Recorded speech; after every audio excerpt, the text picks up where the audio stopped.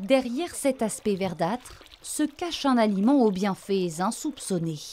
La spiruline, cette microalgue concentrée en vitamines, Jean-Marc en a fait sa spécialité il y a 6 ans. Il ne faut pas s'attendre à avoir des feuilles, des branches, des tiges, ça n'existe pas. La spiruline, c'est quelque chose qui est en forme de spirale, d'où son nom, la spiruline.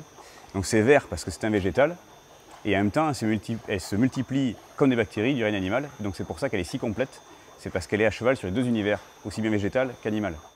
Elle est cultivée dans ces bassins.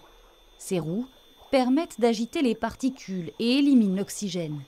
Ajoutez à cela de la chaleur, plus de 30 degrés dans cette serre, et l'algue prolifère presque indéfiniment.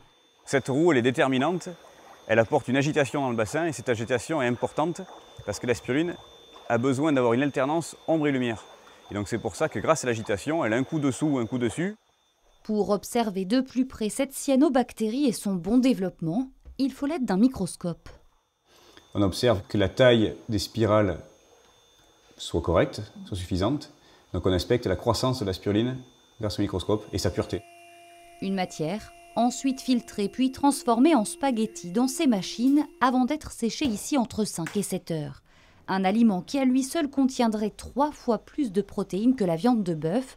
Surnommée l'algue aux 1000 vertus, il y aurait presque autant de façons de la consommer. Le format le plus basique, le plus simple et le moins cher sont les brindilles. Donc le principe, c'est une cuillère à café par jour à intégrer à son alimentation. Et pour ceux qui n'apprécient pas les brindilles, qui ne déjeunent pas le matin, il y a les comprimés qui existent. Donc à savoir, pour avoir la même quantité qu'une cuillère à café bien pleine, il faut entre 4 et 6 comprimés. Mais attention à ne pas en abuser, 2 à 3 grammes chaque jour sous forme de cure suffirait largement à en ressentir les bénéfices.